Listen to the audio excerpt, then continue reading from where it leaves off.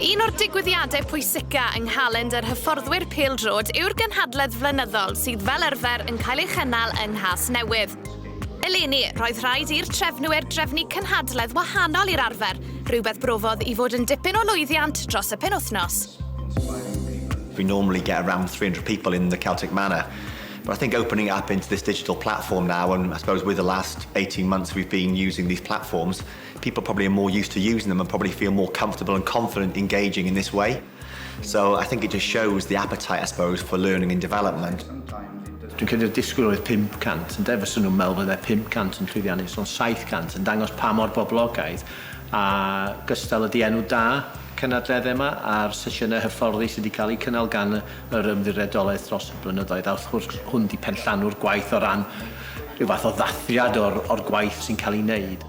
Yeah, we've got an unbelievably good lineup of variety on this conference. You know, people like Brian Ashton, who was obviously England's rugby coach, for example, for many years in the World Cups. Absolutely delighted and a real privilege to be invited to come and share some ideas and thoughts. So he brings a different flavour, even though from a different sport. I think there's so many takeaway messages from someone like that who works in a different environment but can translate these messages into a football context.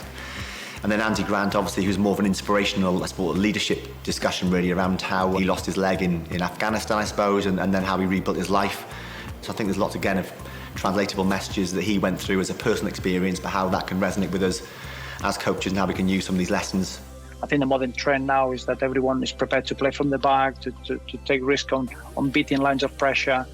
We've got people like Roberto Martinez, Thierry Henry, and people that have obviously come through our coaching programme but are happy to deliver back to us and support us, you know, and I think that's really, really important that we have those people.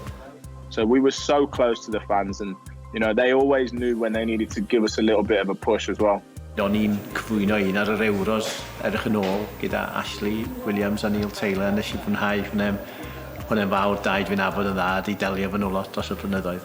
Felly na, dwi wedi mwynhau a dwi'n credu bod bobl yn dysgu lot o'r gynhadledd yma o bob math o gweddau. Beth sy'n dda hefyd wrth gwrs mae bobl o tu allan i bêl-droed yn dod fewn i sgwrsio hefyd i roi eu profiadau nhw pryn yn y fforddi trefnu ac yn y blaen. Felly na, llwyddiannus iawn. I'd just like to say thank you, diolch. Thanks to both of you. Diolch yn fawr. Cheers, mate. Thank you. Thank you.